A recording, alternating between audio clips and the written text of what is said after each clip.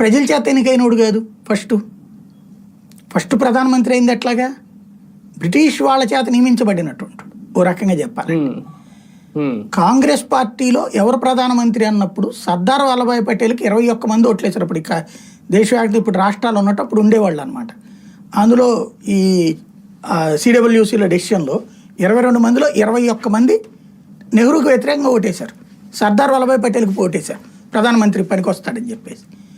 కానీ గాంధీ గారు ఆయనకి ఇంగ్లీష్ వచ్చు, ప్లస్ లార్డ్ మౌంట్ బాటన్ వాళ్ళ ఆవిడ ఆయనకి మంచి ఫ్రెండు, బ్రిటిష్ వాళ్ళందరూ ఆయనకి ఫ్రెండు. ఇప్పుడు అధికార మార్పిడి జరుగుతున్న సందర్భంలో, అది స్వతంత్ర పోరాటం అంటలేదు ఆయన, అధికార మార్పిడి జరుగుతున్న సందర్భంలో వాళ్ళతో ఇబ్బంది రాకుండా ఉండాలంటే నెహ్రూ బెటర్ అని చెప్పి పటేల్ని కన్విన్స్ చేసి ప్రధానమంత్రిని చేసింది ఆయన.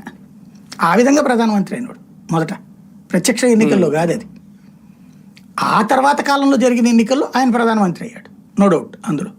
అది కూడా అప్పుడు అసలు వేరే పార్టీ ఏముందని, బీజేపీ లేదు కదా అప్పుడు, కమ్యూనిస్టులు ఉండేవాళ్ళు. కమ్యూనిస్టులు చాలా స్వల్పం, వాళ్ళు ఏదో పుస్తకాలు రాసుకోవడానికి లేదా పోరాటాలకు సంబంధించినటువంటి మాటలు మాట్లాడడానికి తప్పించి దేశవ్యాప్తంగా కాంగ్రెస్కు ఉన్నటువంటి సీన్ లేదు వాళ్ళకి. ఆ కారణంగా అది ఒక్క కాంగ్రెస్ పార్టీ మాత్రమే ఉంది కాబట్టినే ఆయన ప్రధానమంత్రి అయ్యాడు. ఇక్కడ మనం ఆలోచించాల్సింది ఏంటంటే, బ్రిటిష్ వాళ్ళు అనే ఒక దరిద్రం ఈ దేశం మీద ఎట్టాంటిదో